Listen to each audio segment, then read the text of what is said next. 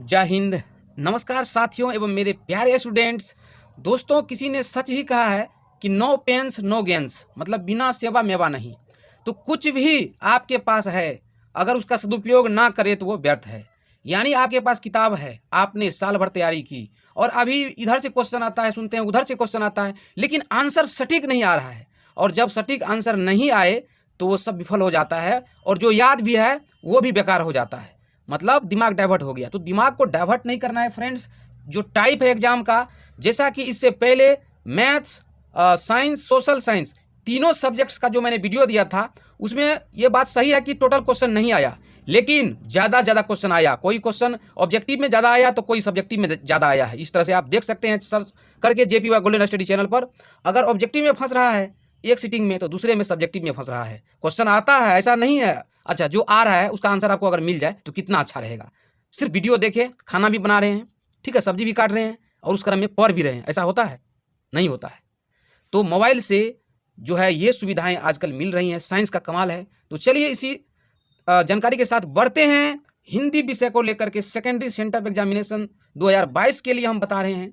माध्यमिक उत्प्रेषण परीक्षा Hindi, MT, mother tongue, मातृभाषा हिंदी। चलिए देखते हैं। सबसे पहले तो आपको जैसे सेट आता है, ये तो आप समझ रहे हैं। कॉपी नंबर भी आप समझ रहे हैं, ये सब आपको भरने के लिए दिया होगा। और कहते हैं कि कोई भी विषय कमजोर और छोटा नहीं होता है। क्यों? क्योंकि हर विषय से जो है मार्क आपको लाना बहुत जरूरी है। और मार्किंग सब्जेक्ट अब तो हिंदी और संस्कृत है, तो दिलो जान से, मेहनत से, प्यार से आप तैयारी करें। अभी आपको बहुत टाइम है। ऑब्जेक्टिव खंड और देखते हैं इस तरह से क्वेश्चन जो आता है। तो आपको मैंने पिछले वीडियो में भी बताया था कि सबसे पहले निर्देश पढ़ना है, चाहे आप बहुत तेज हो उससे मतलब नहीं है, बहुत कमजोर हो मतलब नहीं है। मतलब ये है जो नियम कह रहा है वो आप समझते हैं कि नहीं। जैसे खंड अ है वस्तुनिष्ठ प्रश्न, प्रश्न संख्या 1 से 100 तक के प्रत्येक वस्तुनिष्ठ प्रश्न के साथ 4 विकल्प दिए गए हैं, जिनमें से कोई एक सही है। इन 100 प्रश्नों में से किन्हीं 50 प्रश्नों के उत्तर अपने द्वारा चुने गए सही विकल्प को OMR सीट जो होता है रंगने वाला, उसमें आप जो है रंगे होंगे पिछले एग्जाम में। तो 50 क्वेश्चन छांटना है आपको। हम हो सकता है 50 से ज़्यादा बताएं आपके नॉलेज के लिए, ज्ञान भंडार के लिए, क्योंकि इनमें से बहुत सारे क्वेश्चन आपको आएंगे। जिस तरह से हमने तैयारी की है, तैयारी करके मैं वीडियो बना रहा हूँ, ऐसे नहीं उठपटांग नहीं। और यदि आप मेरे चैनल पर नए हैं तो आज JPY गोल्डन यूनिवर्सिटी को सब्सक्राइब करें और इस वीडियो को ज़्यादा से ज़्यादा शेयर करें, ताकि जिनको भी जो क्वेश्चन फंसे वो सही से लिख पाएँ, सही। चलिए शुरू करते हैं। पहला प्रश्न, भीमराव अंबेडकर की दृष्टि में लोकतंत्र के लिए क्या आवश्यक है? श्रम विभाजन और जाति प्रथा। देखिए यहाँ से क्वेश्चन और बन रहा है। श्रम विभाजन और जाति प्रथा के लेखक कौन है? भीमराव अंबेडकर। ठीक है, तो क्वेश्चन के जो है भीमराव अंबेडकर की दृष्टि में लोकतंत्र के लिए क्या आवश्यक है, यहाँ पर डायरेक्ट सही आंसर देखेंगे। लोग को धनवान होना चाहिए, लोग को गतिशील होना चाहिए, वो सब नहीं है। परफेक्ट यहाँ है डी, लोगों में पारस्परिक श्रद्धा और सम्मान का भाव। क्या हो? पारस्परिक यानी आपस में श्रद्धा और सम्मान का भाव। तो ऑप्शन डी देख लेंगे इस टाइप का। दूसरा प्रश्न, the rise and fall of the Hindu women के लेखक, तो इसका लेखक है बाबा साहब अम्बेडकर या बाबा साहब भीमराव अम्बेडकर। अगला प्रश्न है, 20 के दांत कहानी का प्रमुख पात्र कौन है? 20 के दांत कहानी का, इसका आंसर तो होगा खोखा। ठीक है, खोखा। लेकिन यहाँ पर जो खोखा तो नहीं है, तो तत्काल इसका आंसर डॉटफुल है, इसलिए इसको छोड़ देंगे आप। अगला क्वेश्चन देखिए, वेरी इंपॉर्टेंट। और ऐसा क्वेश्चन अगर फंस जाए तो क्या करेंगे? भगवान भरोसे नहीं रहना है, विकल्प ढूंढना है। जैसे दैवत विज्ञान क्या है? तो दैवत विज्ञान माने देवता का विज्ञान, देव विज्ञान है। क्या है? देव विज्ञान है, ऑप्शन सी। अगला प्रश्न, नाखूनों को किससे रगड़कर लाल और चिकना बनाया जाता था? जो नाखून होते थे, नंबर ए ऑप्शन में मोम और आलता से, है ना।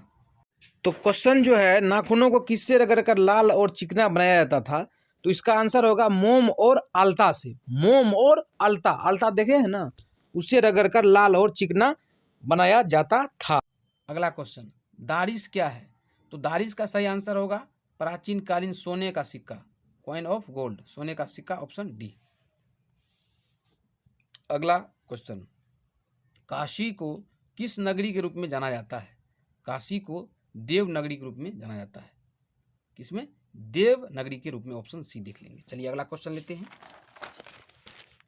इसमें आपको हम दीर्घ उत्तरीय में भी बताएंगे, यानी कि जो लॉन्ग क्वेश्चन होंगे वो भी बताएंगे इस वीडियो में आंसर के साथ। बाकी 50 पुराएंगे। बहादुर ने माँ के रखे रुपयों में से कितने रुपये निकाल लिए? 2 रुपये। कितने? 2 रुपये। अगला क्वेश्चन आप देखिए, एक क्वेश्चन से कई आंसर निकल रहे हैं। जैसे परंपरा का मूल्यांकन शीर्षक पाठ के किसके द्वारा लिखा गया है? तो ये रामविलास शर्मा के द्वारा। किसके द्वारा? रामविलास शर्मा। परंपरा का मूल्यांकन, जिनका जन्म 10 अक्टूबर 1912 को हुआ था। कब? 10 अक्टूबर 1912 को। अब उसके बाद पूछ दे परंपरा का मूल्यांकन का विधा क्या है? निबंध। क्या है? निबंध। चलिए अब यहाँ से बी ऑप्शन को समझ लें, अगर ऐसा क्वेश्चन में आ जाए आपको। हजारी प्रसाद द्विवेदी क्या लिखे? नाखून क्यों बढ़ते हैं। ठीक है, नाखून क्यों बढ़ते हैं, इसका लेखक हजारी प्रसाद द्विवेदी, जिनका जन्म 1907 में हुआ था। पूछ देगा द्विवेदी जी का जन्म 1907 में, और इसकी विधा क्या है? ललित निबंध है। क्या है? ललित निबंध। नाखून क्यों बढ़ते हैं क्या है? ललित निबंध है। और इसी में एक ऑप्शन और हमने लगा दिया है, हो सकता है आपको टाइम ना मिले, वीडियो पर टाइम व्यर्थ नहीं करें। अशोक वाजपेयी अभिनयों के लेखक अशोक वाजपेयी, और अशोक वाजपेयी का जन्म 16 जनवरी 1941। ठीक है, अब चलिए एक चीज़ और था यहाँ पर। 11 नंबर का क्वेश्चन देखिए, इसमें समझ लेंगे हम बिरजू महाराज को। नीचे में जित जित मैं निरखत हूँ, पाठ के केंद्र में क्या है? पाठ के केंद्र में क्या है? बिरजू महाराज। कौन है? बिरजू महाराज, जिनका जन्म लखनऊ में हुआ था, उत्तर प्रदेश की राजधानी। जन्म कब हुआ? 4 फरवरी 1938। 4 फरवरी 1938। चलिए आगे बढ़ते हैं। अगला प्रश्न, यंग इंडिया के संपादक हैं कौन? महात्मा गांधी। कौन है? महात्मा गांधी। अगला क्वेश्चन, शेक्सपियर किस भाषा के कवि हैं? अंग्रेजी के, इंग्लिश के। किसके? इंग्लिश के। अगला क्वेश्चन, तीसरा साक्ष्य पुस्तक किसके द्वारा लिखी गई है? तो यह लिखी गई है अशोक वाजपेयी के द्वारा। किसके द्वारा? अशोक वाजपेयी। जैसे अशोक वाजपेयी ने अभिनयों लिखा, शमशेर लिखा, उसी प्रकार तीसरा साक्ष्य भी। कि अमरकांत जो लेखक है, बहादुर लिखा है ना? बहादुर शीर्षक को किसने लिखा है?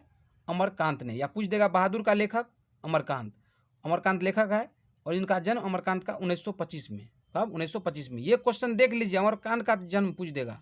एक क्वेश्चन से कई क्वेश्चन निकाल रहे हैं, जो संभव हो वो हम बता रहे हैं, जो क्लियर नहीं है उसे आप प्रयास करेंगे।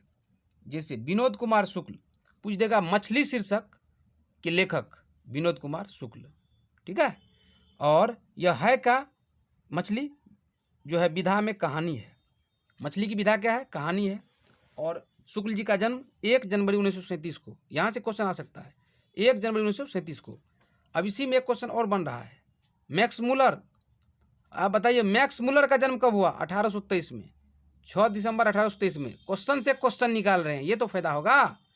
और मैक्स मुलर, भारत से हम क्या सीखे, किसने लिखा है? मैक्स मुलर ने। भारत से हम क्या सीखे? मैक्स मुलर ने। चलिए अगला क्वेश्चन, राष्ट्रकूट शासक कहाँ के रहने वाले थे? राष्ट्रकूट शासक कहाँ के रहने वाले थे? कर्नाटक के। फिर भी आप देख लीजिएगा। अगला क्वेश्चन है, ट का उच्चारण स्थान क्या है? तो इसका भी हम आगे में पॉइंट बताने वाले हैं। ट का उच्चारण ट ठ ड ढ जो होता है मूर्धा से। कहाँ से? मूर्धा से। ठीक है, आगे और भी हम बताएंगे। तालु से क्या होगा? हर्षई दीर्घई चौ छ। ठीक है, तालु से होगा वो, तालु से। दंत से तो थ ल, दंत से। और अ आ क ख, कंठ से होगा अ आ क ख। आगे और बताएंगे हम। अब संधि से क्वेश्चन आया है, नायक का सही संधि विच्छेद है नए जोर अक। क्या है? नए जोर अक। Option B. ऑप्शन आप देख लेंगे। अगला क्वेश्चन देखिए 18 नंबर का, निम्न में शुद्ध शब्द है। मरण ये गलत है, रुग्ण रामायण रसायन गलत है, तो वनवास जो है ये शुद्ध है, यानी सही। अगला श्याम शब्द है। श्याम शब्द है, जैसे राम होगा, मोहन होगा, वो व्यक्तिवाचक होगा। मनुष्य का जो भी नाम है व्यक्तिवाचक है, जगह का जो भी नाम है व्यक्तिवाचक है। तो यहाँ क्वेश्चन है कि फुटपाथ शब्द क्या है 20 नंबर में? तो फुटपाथ हो गया, फुलपेंट हो गया, फुटबॉल हो गया, ये सब पुल्लिंग है। क्या है? पुल्लिंग है। तो फुटपाथ पुल्लिंग। अगला क्वेश्चन, कर्पूर। ये याद देखिए, अगर क प दुर्घु का रेफ है, रेफ जब है कपूर में लिखा हुआ कर्पूर तो तत्सम है, क्या है? तत्सम है। आगे और बताएंगे तत्सम क्यों है। आप धैर्य बनाए रखें, सिर्फ एक बार वीडियो को देख लें या सुन लें। नेता शब्द का स्त्रीलिंग क्या है? नेता शब्द का स्त्रीलिंग रूप है नेत्री, क्या है? नेत्री। अभिनेता का अभिनेत्री, नेता का नेत्री, याद रखना है। अगला क्वेश्चन वेरी वेरी इंपॉर्टेंट, सर्वनाम के कितने भेद हैं? सर्वनाम के 6 भेद। कितने? 6, ऑप्शन सी। और संज्ञा के 5 भेद। सर्वनाम के 6 भेद, ऑप्शन सी। तो बहुत इजी क्वेश्चन को आप जो है समझ रहे हैं, लेकिन भारी के लिए तो आप तैयारी कर ही लेंगे, अभी आपके पास टाइम है, ये फायदा तो हो जाएगा। यह घर किस विशेषण का उदाहरण है? यह घर, यह वह, देखिए यह वह, यह होगा यह बालक, वह गाय, उस आदमी ने, यह जो होगा यह वह उस, यह होगा सर्वनामिक विशेषण। क्या होगा? सर्वनामिक विशेषण। और ऑप्शन समझिए, गुणवाचक विशेषण जब रहेगा पूछेगा अच्छा क्या है? अच्छा लड़का है, अच्छा क्या है? गुणवाचक। बुरा क्या है? सरल क्या है? गुणवाचक। ये है अच्छा बुरा, ठीक है। उसके बाद पूछेगा 3 लड़का 4 आदमी 5 लड़की, 3 4 5 जो संख्यावाचक है, ये है संख्यावाचक विशेषण। लेकिन लीटर वाला रहेगा, जैसे 4 लीटर 5 लीटर, ठीक है, 2 kg 3 kg, लीटर वाला और केजी वाला होगा परिमाण बोधक। क्या होगा? परिमाण बोधक, याद रखना है। तो यहां से क्वेश्चन और निकालेंगे। विशेषण कितने भेद? 4 भेद। कितने भेद? 4 भेद हैं। कितने? 4 भेद हैं। क्वेश्चन से क्वेश्चन निकल रहा है, यह फायदा होगा। जिसका कर्म हो या जिसके साथ कर्म की संभावना, उसे कहते हैं सक्रामक क्रिया। क्या कहते हैं? सक्रामक क्रिया। जैसे मैं आम खाता हूं तो आम क्या है? कर्म है। राम आम खाता है। मैं गेंद खेलता हूं तो गेंद क्या है? कर्म है। उसमें सक्रामक क्रिया है। अगला, रसखान किस राजवंश में उत्पन्न हुए? पठान राजवंश में। कहाँ? पठान राजवंश में। अगला क्वेश्चन, मोमन मानिक ले गयो चीते चोर नंदनंद, है ना, प्रेम ऐनी श्री राधिका रसखान के द्वारा है। प्रेम ऐनी श्री राधिका कवि रसखान। और ये जो सेंटेंस है, मोमन मानिक ले गयो चीते चोर नंदनंद, किस कविता की पंक्ति है? प्रेम ऐनी श्री राधिका की। तो कविता भी याद रखना जरूरी है, सी होगा ऑप्शन। अगला क्वेश्चन, कुमार नयन की कविता है एक वृक्ष की हत्या। एक वृक्ष की हत्या। और मेरे बिना तुम प्रभु, इसके जो कवि है रेनर मारिया रिल्के, याद रखिएगा, मेरे बिना तुम प्रभु रेनर मारिया रिल्के, ठीक है। हमारी नींद बीरेन डंगवाल, बीरेन डंगवाल, ठीक है। लौट कर आऊँगा फिर, लौट कर आऊँगा फिर, जीवनानंद दास लिखे हैं, जो लिखे हैं देख लीजिएगा। चलिए क्वेश्चन से क्वेश्चन आ गया। अगला, प्रेम घन अपना आदर्श किसे मानते थे? भारतेंदु हरिश्चंद्र को। भारतेंदु हरिश्चंद्र को। अगला क्वेश्चन, लौट कर आऊँगा फिर कविता किस कवि के द्वारा अनुवादित है? तो ये भी देख लीजिएगा आप। अगला, जीवनानंद दास किस भाषा के प्रसिद्ध कवि हैं? बंगला के। किसके? बंगला के।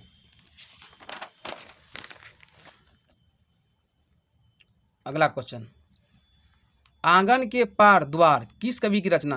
तो है सच्चिदानंद हीरानंद वात्स्यायन अज्ञेय की रचना। किसकी? अज्ञेय जी की रचना है आंगन के पार द्वार।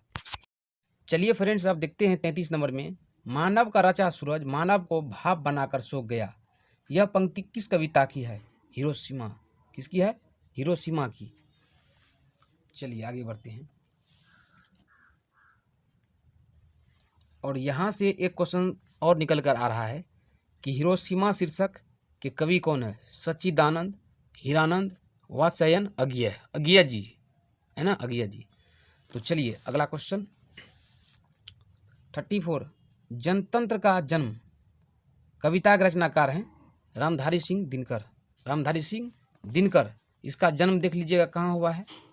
अभी आपके पास टाइम है क्वेश्चन को टाइप, क्वेश्चन का जो भी टाइप है समझने का। अगला, कवि रसखान द्वारा कृष्ण भक्ति संबंधी रचनाएं प्राप्त होती हैं कहाँ से? कहाँ? प्रेम वाटिका में। कहाँ? प्रेम वाटिका में। चलिए अगला, अगला प्रश्न है, चिदम्बरा किसके द्वारा लिखी गई है? सुमित्रा नंदन पंत के द्वारा। किसके द्वारा? सुमित्रा नंदन पंत के द्वारा। अब यहाँ से एक क्वेश्चन और है कि सुमित्रा नंदन पंत का जन्म कब हुआ? 1900 ईस्वी में। कब? 1900 ईस्वी में। और इसने क्या लिखा? भारत माता। भारत माता शीर्षक सुमित्रा नंदन पंत द्वारा है, जिसका जन्म 1900 ईस्वी में हुआ। चलिए अगला क्वेश्चन, गुणाकर मूल्य का जन्म कब हुआ? देखिए वेरी वेरी इंपॉर्टेंट क्वेश्चन है, गुणाकर मूल्य का जन्म। तो गुणाकर मूल्य का जन्म 1935 में और निधन पूछ ले 2009 में। ठीक है, अगला क्वेश्चन, बेटे के आंसू क्यों आते हैं? बेटे के आंसू इसलिए आते हैं वो विफल हो जाते हैं, विफलता के कारण। ऑप्शन देख लेंगे विफलता के कारण से। अगला क्वेश्चन, कवि धर्मवीर भारती द्वारा भाषांतरित कविता है। देखिए इस क्वेश्चन को जो है आप देख लेंगे, ठीक है, क्योंकि आपको कुछ छांटना भी है। अगला क्वेश्चन, दूसरे के इशारों पर भटकने वाले लोगों को क्या कहते हैं? जो कहते हैं मूढ़, मूर्ख। ठीक है, ऑप्शन डी। अगला, परलय शब्द में उपसर्ग है, उपसर्ग जो शुरू में लगता है, पर उपसर्ग है, क्या है? पर उपसर्ग है। अगला क्वेश्चन, पहाड़ शब्द का विशेषण होगा, पहाड़ का होगा पहाड़ी, पहाड़ से पहाड़ी, इतिहास से ऐतिहासिक, ग्राम से ग्रामीण। ठीक है, विशेषण होगा। अगला क्वेश्चन, निर्भय शब्द कौन समास है? निर्भय शब्द में समास है अव्ययी भाव, क्या है? अव्ययी भाव, यथाशक्ति में अव्ययी भाव। अगला क्वेश्चन, अगला क्वेश्चन है, कहा जा सकता है किस पदबंध का उदाहरण है? तो दोस्तों ये 44 नंबर का जो प्रश्न है, कहा जा सकता है, यहाँ पर देखिए 1 2 3 4 ये इस तरह से शब्द है, ये शब्द मिल गए, जब शब्द मिल जाते हैं और उससे एक वाक्य बन जाता है तो उसी को पदबंध कहते हैं। तो इसमें कहना, जाना, सकना है, ये सब क्या है? क्रिया है, इसलिए होगा क्रिया पदबंध। बाकी डिटेल्स के लिए बाद में इसका हम वीडियो बनाएंगे। चलिए आगे बढ़ते हैं। 45, आगामी शब्द का विलोम है, यानी उल्टा, जैसे आगे का पीछे, आकाश का पाताल, तो आगामी शब्द का विलोम होगा विगत, आगामी में आने वाला, विगत में बीता होगा, ऑप्शन बी। अगला, जो मापा ना जा सके, एक शब्द है अपरिमेय, क्या है? अपरिमेय, अनेक शब्द का एक शब्द। अगला क्वेश्चन, अपने पैरों पर खड़ा होना, मुहावरे का अर्थ है कि स्वावलंबी होना, आत्मनिर्भर होना, स्वावलंबी होना, ऑप्शन बी। चलिए आगे देखते हैं दोस्तों। वीडियो तो थोड़ा लंबा होगा, लेकिन ध्यान से 1 घंटा आप देख लीजिए, 1 घंटा के अंदर तो सारा कन्फ्यूजन दूर हो जाएगा। आपको पता चलेगा कि हिंदी में भी हम 100 में 100 ला सकते हैं। जैसे वाक से क्वेश्चन आ रहा है तो वाक आप पढ़ लेंगे। वाक किसे कहते हैं? शब्दों के सार्थक समूह को वाक कहते हैं। जैसे मैं पढ़ता हूँ, हाँ, मैं जाता हूँ, मैं खाऊंगा, तो यहाँ पर शुद्ध वाक्य क्या है? मुझे किताब दो, मुझे किताब दो, यह शुद्ध वाक्य है। जैसे मैंने उसे ही कलम दी, ये शुद्ध नहीं लग रहा है, उसके बहन नहीं है, शुद्ध नहीं है। चरखा चलाना चाहिए, तो यहाँ पर सी ज़्यादा अप्रोप्रिएट है, यही शुद्ध होगा। अगला क्वेश्चन, मधुर शब्द में प्रत्यय है, प्रत्यय पीछे लगता है, कैसे लगता है? कोई भी सार्थक शब्द है उसके पीछे जो लगा वही प्रत्यय है, तो रो पीछे में, मधु के पीछे में रो है, तो यहाँ पर क्या हो जाएगा? क्या हो जाएगा? रो हो जाएगा। चलिए आगे बढ़ते हैं। अगला, सूर्योदय हुआ और कुहासा जाता रहा। देखिए क्या कह रहा है? सूर्योदय हुआ और कुहासा जाता रहा, किस वाक्य का उदाहरण है? तो वाक्य पढ़ लीजिएगा तो ये क्वेश्चन बन जाएगा। ठीक है, वाक्य से ये क्वेश्चन है, तो यह जो प्रश्न है वाक्य से है, ये आप पढ़ लीजिएगा। अगर इस टाइप का आपको डाउट रहेगा इसको छोड़ देना है। अगला क्वेश्चन 51 में आ चुके हैं। रंगपा किस किस्म का आदमी था? तो लंपट था, बदमाश था, जुआरी था, यानी सभी था। कौन? रंगपा, ऑप्शन डी। ये वर्णिका से, वर्णिका हिंदी से प्रश्न है। अगला प्रश्न, मंगवा ने ब्याह में बहू को क्या दिया था? मंगवा ने ब्याह में बहू को क्या क्या दिया था? तो ये भी जो है वर्णिका से है, इसको मंगवा शीर्षक को पढ़ लीजिएगा। तो कर्णफूल है, करे है, झुमकी है, इनमें सभी देख लीजिएगा क्या होता है। अगला, तो आपको इस टाइप का क्वेश्चन जो है अगर नहीं बनेगा इसको छोड़ भी देना है। जैसे ढाते विश्वास कहानी में राजेंद्र मिश्र क्या है? तो ढाते विश्वास कहानी में ये वर्णिका से ही क्वेश्चन है, इसको भी पढ़िएगा तो ये आपको बन जाएगा। ठीक है, वर्णिका से एक बार क्वेश्चन आंसर आपको देख लेना है। चलिए अगला क्वेश्चन, सीता का कौन लड़का हमेशा चुप रहता था? सीता का हमेशा कौन लड़का चुप रहता था? ये भी टेढ़ा क्वेश्चन है, इसको छोड़ देना है। ठीक है, क्योंकि बहुत सारा क्वेश्चन है, 85 शो बनाना है ना। किसकी पत्नी ने दाल का हलवा बनाया? अब ये भी क्वेश्चन आपको पढ़ा हुआ नहीं है, ये भी छोड़ देना है। ठीक है, अगला क्वेश्चन, नगर कहानी के अनुसार पहले दिन बपाती को क्या हुआ था? पहले दिन क्या हुआ था? तो हेकेल कौन था? वो था जंतु वैज्ञानिक या प्राणी वैज्ञानिक। ठीक है दोस्तों, तो हेकेल वाला जो है ऑप्शन बी जा रहा है, जंतु वैज्ञानिक। ठीक है, कुछ क्वेश्चन को छोड़ना इसलिए मैं कहीं कहीं छोड़ दिया हूँ, और वो कंफर्म नहीं रहता है, तो लगातार प्रैक्टिस जब करते हैं तो कंफर्म हो जाता है। जैसे नाखून क्यों बढ़ते हैं? यह प्रश्न लेखक से किसने पूछा? लेखक की छोटी लड़की ने, ऑप्शन ए। अगला क्वेश्चन, कलिंग लिपि भारत के किस प्रदेश की लिपि थी? उड़ीसा, देख लीजिए उड़ीसा। अगला क्वेश्चन, लेखक के रिश्तेदार ने बहादुर पर क्या आरोप लगाया? पैसे चुराने का। लेखक के जो रिश्तेदार थे बहादुर पर पैसे चुराने का आरोप लगाया। और बहादुर शीर्षक का जो है लेखक कौन है? अमरकांत है। चलिए आगे बढ़ते हैं। अगला क्वेश्चन है 68। एक वृक्ष की हत्या शीर्षक कविता में वृक्ष को कवि ने किस रूप में प्रस्तुत किया है? वृक्ष के किस रूप में क्या है? एक वृक्ष की हत्या शीर्षक कविता में वृक्ष को कवि ने किस रूप में प्रस्तुत किया है? तो इसका जवाब आपको देना होगा। तो यहाँ जो क्वेश्चन था दोस्तों, एक वृक्ष की हत्या शीर्षक कविता में वृक्ष को कवि ने किस रूप में प्रस्तुत किया है? तो मानव के रूप में। किसके रूप में? मानव के रूप में, मनुष्य के रूप में, जैसे हम लोग मनुष्य हैं। अगला क्वेश्चन, रेनर मारिया रिल्के के पिता का नाम था जोसेफ रिल्के। क्या नाम था? Joseph Rilke.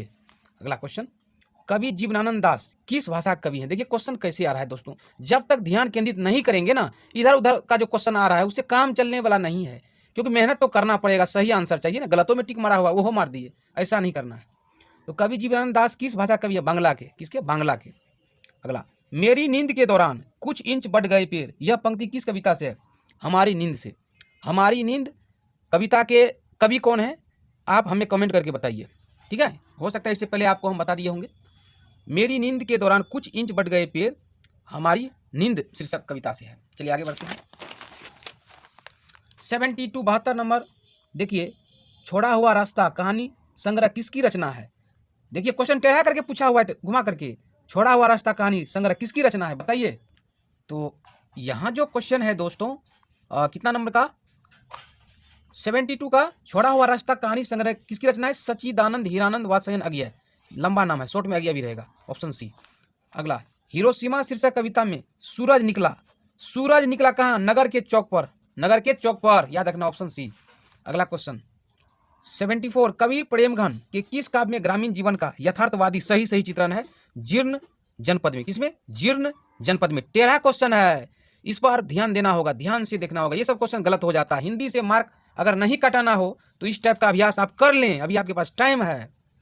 अगला क्वेश्चन 75, ढ का उच्चारण स्थान क्या है? देखिए ट ठ ड ढ।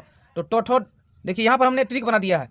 देखिए मूर्धा से री जो देखते हैं ऋषि में, री ट ठ ड ढ र, मूर्धन्त स, मूर्धा, मूर्धन्त वाला मूर्धा, ये जो है जितने, तो ढ भी मूर्धा से, ठीक है।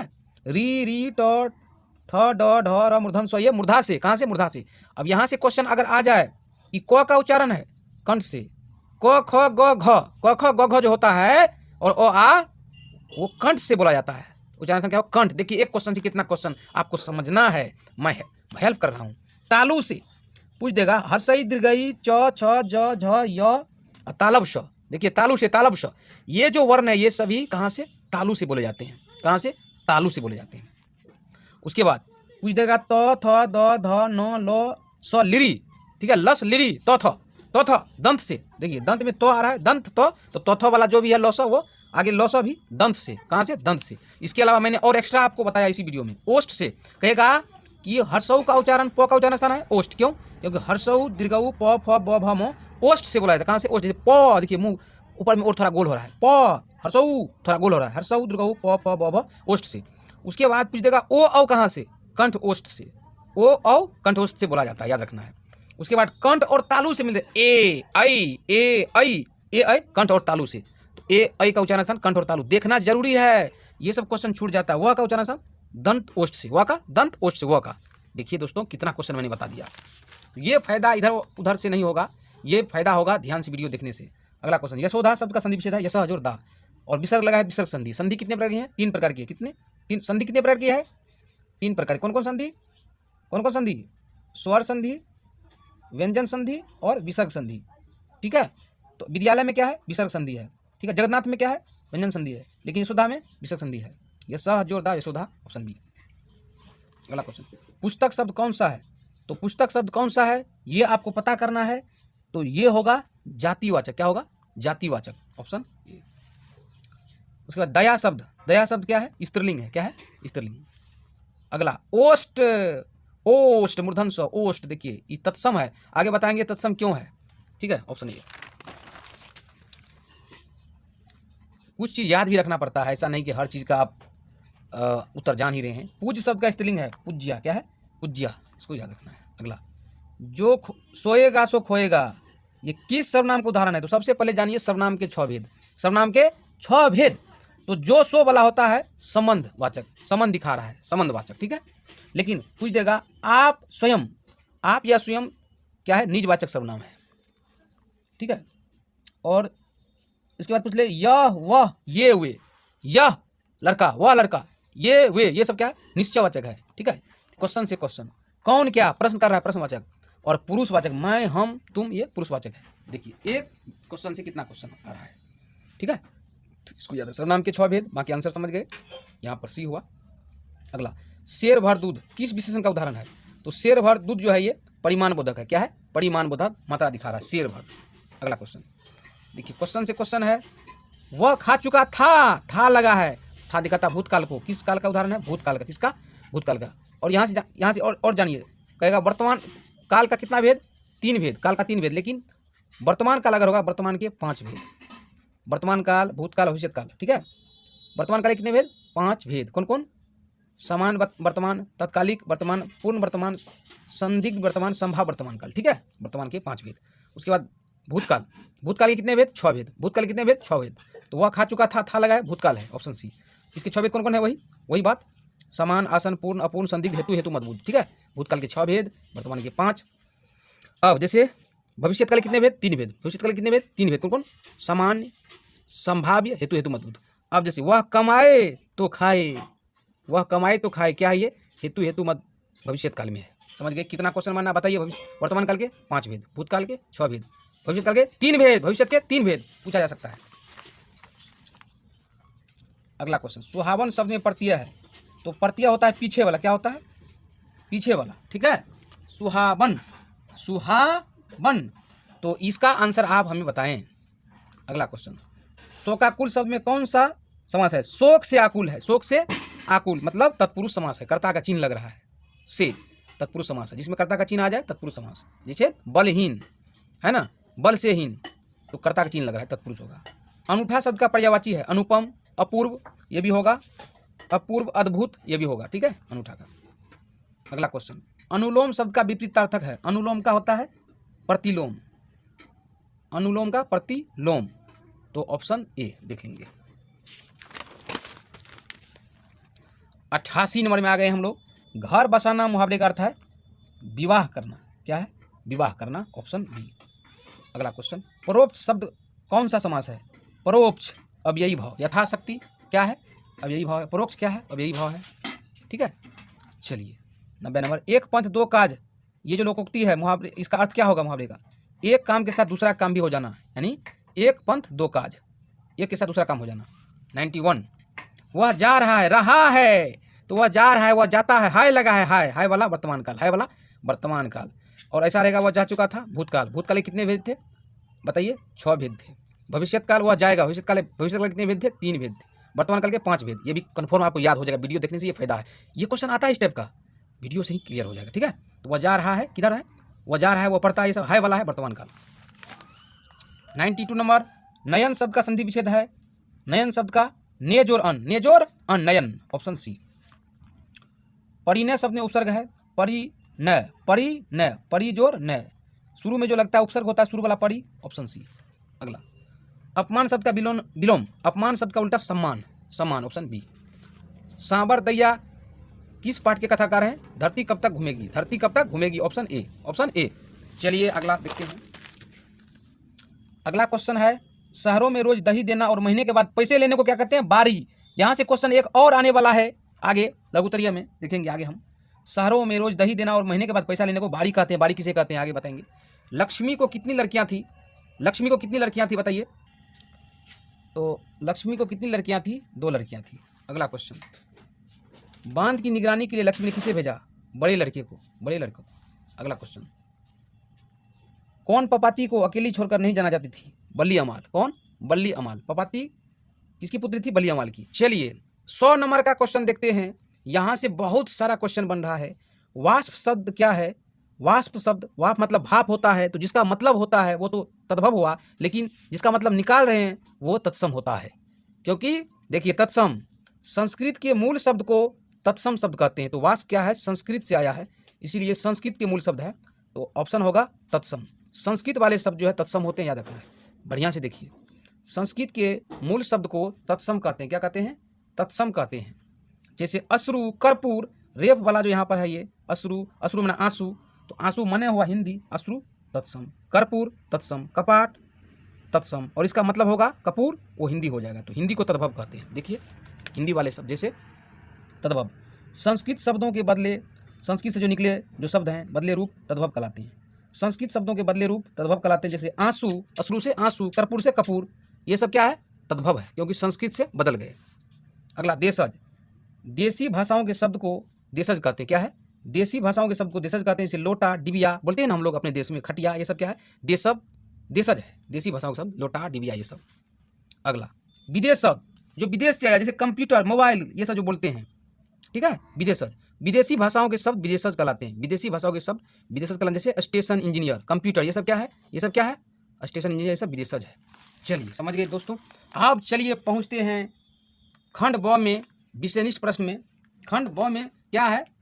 देखिए ध्यान से पढ़ते, एक ही वीडियो में पूरे सेट को देखने वाले हैं, जितने क्वेश्चन है इस सेट में, तो इसको ध्यान से पढ़ेंगे। आंसर में खंड ब दे देंगे, ठीक है, खंड ब विषयनिष्ठ दे करके तब लिखेंगे, पहले पढ़ लेंगे। निम्नलिखित गद्यांशों में से किसी एक ठो गद्यांश बनाना है, प्रश्न को उत्तर दें। प्रत्येक 2 अंक का है, एक प्रश्न में 2 अंक है, और कुल मिला के 10 अंक का है। तो चलिए पहले इसको पढ़ लेते हैं।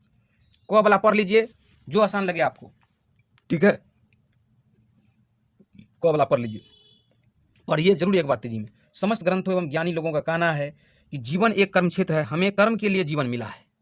कठिनाइयाँ, दुख और कष्ट हमारे शत्रु हैं, जिनका हमें सामना करना है, और उनके विरुद्ध संघर्ष करके हमें विजयी बनना है, हमें हार नहीं मानना। अंग्रेजी के यशस्वी नाटककार शेक्सपियर ने ठीक ही कहा है कि कायर अपनी मृत्यु से पूर्व अनेक बार मरते हैं, किंतु वीर एक से अधिक बार कभी नहीं मरते। विश्व के प्रायः समस्त महापुरुषों के जीवन वृत्त हमें यह शिक्षा देते हैं कि महानता का रहस्य संघर्षशीलता, अपराजय व्यक्तित्व है, पर्सनैलिटी है। संघर्ष के मार्ग में अकेला ही चलना पड़ता है, कोई बाहरी शक्ति आपकी सहायता नहीं करती है। परिश्रम, दृढ़ इच्छा शक्ति, लगन आदि मानवीय गुण व्यक्ति को संघर्ष करने और जीवन में सफलता प्राप्त करने का मार्ग प्रशस्त करते हैं।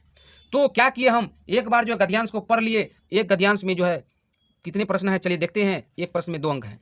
जैसे पहला प्रश्न आपसे पूछ लिया जाए इसी गद्यांश से, पढ़ के तो समझ गए, ये अपठित गद्यांश है ना। जैसे कि प्रश्न इस प्रकार है, इस पर महापुरुषों ने जीवन को एक कर्म क्षेत्र क्यों कहा है? क्यों कहा है? तो आंसर उसी से खोजेंगे, उसी से मिल जाएगा, क्योंकि जीवन कर्म करने के लिए मिला है। पढ़े थे तभी, जीवन कर्म करने के लिए मिला है। कठिनाइयाँ, दुख और कष्ट जीवन के शत्रु हैं, जिनका हमें सामना करना है। समझ गए आंसर? दूसरा देखते हैं। तो इस तरह से गद्यांश को पढ़ लेंगे, उसी में आंसर आपको मिल जाएगा। जिसे हमारे शत्रु कौन है, पढ़े थे तभी, कठिनाइयाँ, दुख और कष्ट जो है ये हमारे शत्रु हैं। हमें फर्स्ट डिवीजन करना है, लेकिन ये कठिनाइयाँ हमें फेल करा देती हैं, हमें बर्बाद कर देती हैं। तो याद रखना है, ज्ञान से भरा हुआ ये क्वेश्चन। शेक्सपियर ने कायर व्यक्ति की मृत्यु के बारे में क्या कहा है, पढ़े थे। कायर अपनी मृत्यु से पूर्व अनेक बार मरते हैं। जो कायर होते हैं, डरपोक, वो मृत्यु से अनेक बार मरते हैं। चौथा प्रश्न, संसार के महापुरुष हमें क्या शिक्षा देते हैं? उत्तर, महानता का रहस्य संघर्षशीलता, अपराजय व्यक्तित्व है। ठीक है, यही शिक्षा देते हैं। इसको आंसर में लिखिएगा, स्टेप का आएगा तो, है ना। नियम यही रहेगा, हालांकि दूसरे चीज़ के बारे में दे दे, लेकिन बनाना ऐसे ही समझ करके।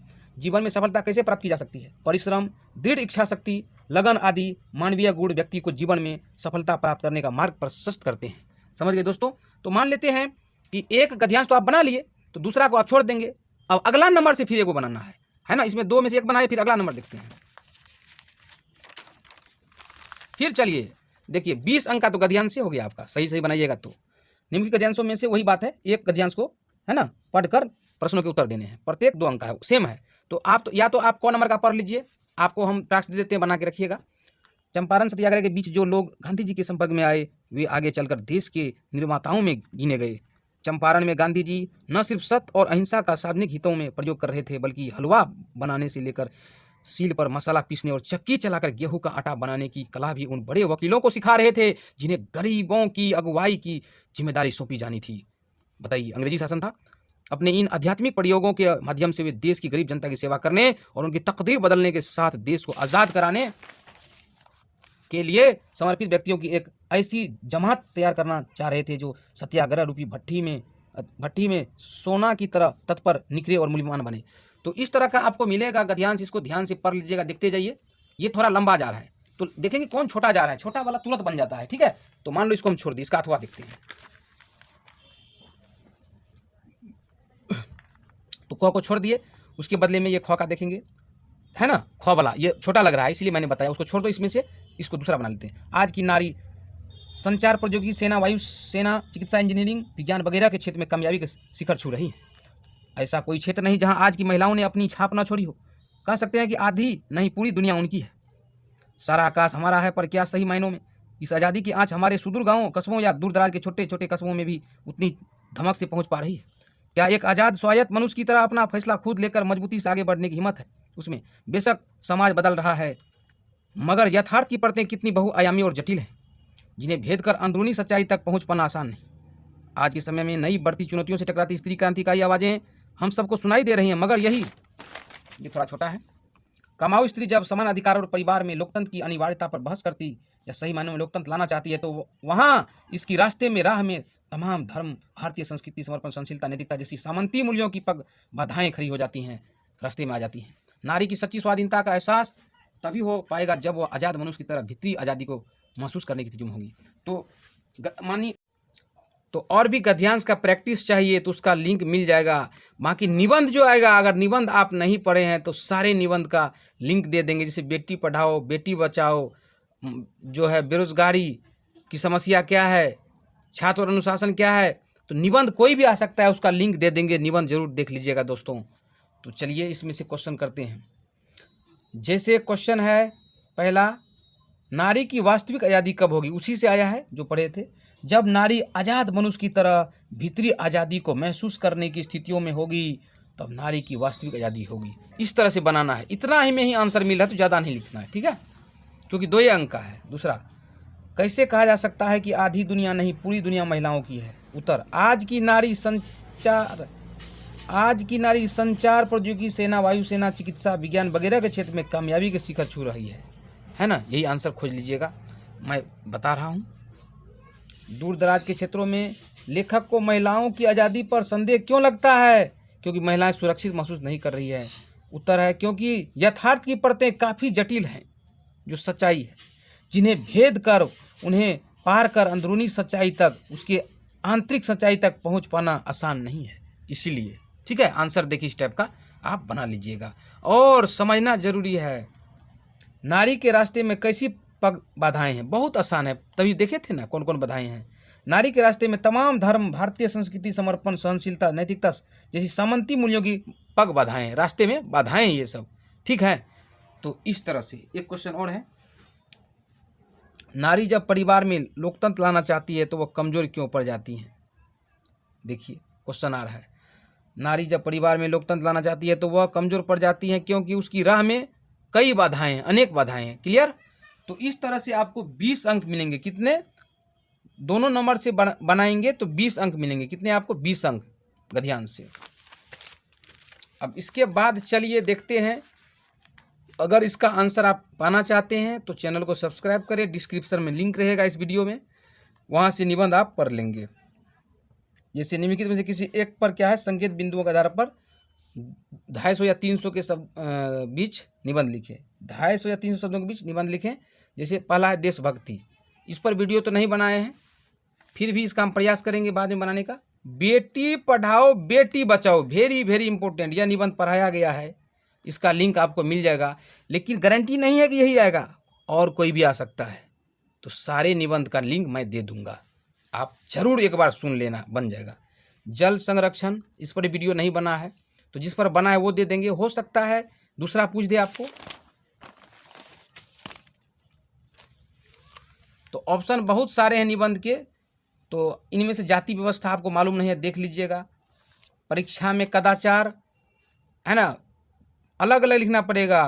पृष्ठभूमि, ये जो यहाँ पर बिंदु है 1 2 3 4, चारों बिंदु पर निबंध लिखना कैसे है वो हम वीडियो में बताएं, उसका लिंक आपको मिल जाएगा, वहाँ से आप देख लीजिएगा।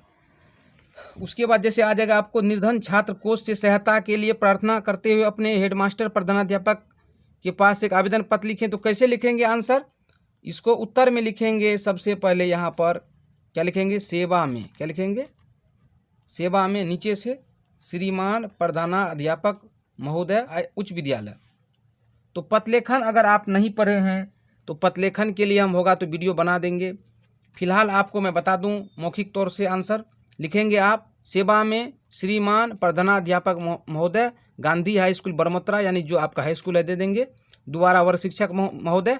उसके बाद देंगे विषय में, नीचे से यहाँ पे देंगे, जैसे नीचे में विषय क्या है कि निर्धन छात्र कोष से सहायता हेतु, ठीक है, ये आपका विषय में यहाँ पर जाएगा। उसके बाद फिर नीचे से लिखेंगे महाशय, आपको तो पद लिखने आता होगा, नीचे से फिर सविनय निवेदन है कि मैं एक गरीब छात्र हूँ, है ना, मैं एक गरीब छात्र हूँ, मेरे पिताजी जो है परिवार के 5 सदस्यों का भरण पोषण अकेले करते हैं। मैटर जोड़ दीजिएगा, आपको बन जाएगा, है ना। और जो भी मैटर है दे दीजिएगा, आप गरीब हैं, गरीब वाली बात लिख दीजिएगा। अतः मुझे निधन छात्र को से सहायता प्रदान करें ताकि मैं आगे की पढ़ाई जारी रख सकूं, ठीक है। और लास्ट में दे देंगे आपका आज्ञाकारी छात्र या छात्रा, जो भी लड़की लड़का जो भी है दे देंगे, बन जाएगा। अगर आपका इससे संतुष्ट नहीं है तो इसका लिंक या फिर इस पर वीडियो हम बना सकते हैं। या रोगी और मरीज, देखिए चिकित्सक और मरीज के बीच संवाद लिखें, ठीक है, इस पर वीडियो बनाया हुआ है, इसका लिंक दे देंगे आपको। अगर ये पद नहीं बन रहा है तो अथवा में क्या करेंगे, आंसर में अथवा देंगे, आंसर उत्तर में अथवा लगा देंगे और ये बना देंगे संवाद, इसका लिंक हम आपको दे देंगे। आज लगता है हम पूरे सेट हम लोग करेंगे, निबंध का तो लिंक से काम चला लेंगे। देखिए सारे क्वेश्चन देख रहे हैं, आगे है निम्नलिखित प्रश्नों में से किन्हीं 5 प्रश्नों के उत्तर 20 से 30 शब्दों में दे। कितने? 5। चलिए, यानी 10 अंक का है ये। जैसे पहला क्वेश्चन रहेगा को अंबेडकर के अनुसार जाति प्रथा भारत में बेरोजगारी का एक प्रमुख और प्रत्यक्ष कारण बना हुआ है, कैसे? तो उत्तर देख लीजिए, मैं उत्तर इस पर दिया हूं, लेकिन आप आंसर शीट पे लिखेंगे। उत्तर है जाति प्रथा भारत में बेरोजगारी का एक प्रमुख कारण है, क्योंकि भारत में श्रम विभाजन का आधार जाति है। चाहे श्रमिक कार्यकुशल हो या नहीं, जन्मजात श्रम विभाजन कर उसे श्रम विशेष हेतु चुन लिया जाता है। दोबारा पढ़ देते हैं, आपको याद हो जाएगा। जाति प्रथा भारत में बेरोजगारी का एक प्रमुख कारण है, क्योंकि भारत में श्रम विभाजन का आधार जाति है, चाहे श्रमिक कार्यकुशल हो या नहीं। दूसरा प्रश्न देखिए इस तरह से, मैक्स मुलर वास्तविक इतिहास किसे मानते हैं और क्यों? उत्तर है लेखक वास्तविक इतिहास भारत के इतिहास को मानते हैं, क्योंकि मानव इतिहास से संबद्ध अत्यंत बहुमूल्य सामग्री का इतिहास भारतीय इतिहास है। क्या है? लेखक वास्तविक इतिहास भारत के इतिहास को मानते हैं, क्योंकि मानव इतिहास से संबद्ध अत्यंत बहुमूल्य सामग्री का इतिहास भारतीय इतिहास है। यहाँ से क्वेश्चन आ सकता है, नहीं भी आएगा तो आपको नॉलेज तो हो जाएगा, अगर आएगा तो छाप तो देंगे आप। अगला क्वेश्चन देख लेते हैं। अगला क्वेश्चन कितना नंबर का देखेंगे, आप ही बताइए। गो स्वाधीनता शब्द की सार्थकता लेखक हजारी प्रसाद द्विवेदी क्या बतलाते हैं? तो उत्तर है लेखक कहते हैं कि स्वाधीनता शब्द का अर्थ है अपने ही अधीन रहना, किसी के गुलाम नहीं रहना, क्योंकि यहाँ के लोगों ने अपनी आज़ादी के कई नामकरण किए हैं। भारत के लोग, जैसे स्वतंत्रता, हमें स्वतंत्रता कब मिली? 15 अगस्त 1947 को, स्वराज, स्वाधीनता, ठीक है, बहुत इंपॉर्टेंट है। लेखक कहते हैं कि स्वाधीनता शब्द का अर्थ है अपने ही अधीन रहना, क्योंकि यहाँ के लोगों ने अपनी आज़ादी के कई नामकरण किए हैं, जैसे स्वतंत्रता, स्वराज, स्वाधीनता। अगला क्वेश्चन आ सकता है इस टाइप का, देख लीजिए। गुरु नानक की दृष्टि में ब्रह्मा का निवास कहाँ है? उत्तर है गुरु नानक के अनुसार ब्रह्मा का निवास प्राणी के शरीर में ही है। देखिए बहुत ही आसान है और इम्पोर्टेंट। गुरु नानक के अनुसार ब्रह्म का निवास प्राणी के, जीव के, सजीव के शरीर में ही है। अगला क्वेश्चन, अंग कवि घनानंद अपने आंसुओं को कहाँ पहुँचाना चाहते हैं? वेरी वेरी इंपॉर्टेंट आंसर है कवि घनानंद अपने आंसुओं को अपनी प्रेयसी जो सुजान नामक नर्तकी से वो प्यार करते थे कि आंगन में पहुँचाना चाहता है, क्योंकि वह उसकी याद में व्यथित है, पीड़ित है। कौन? घनानंद। देख लीजिएगा आंसर। 4 नंबर, हमको कै को बनाना है?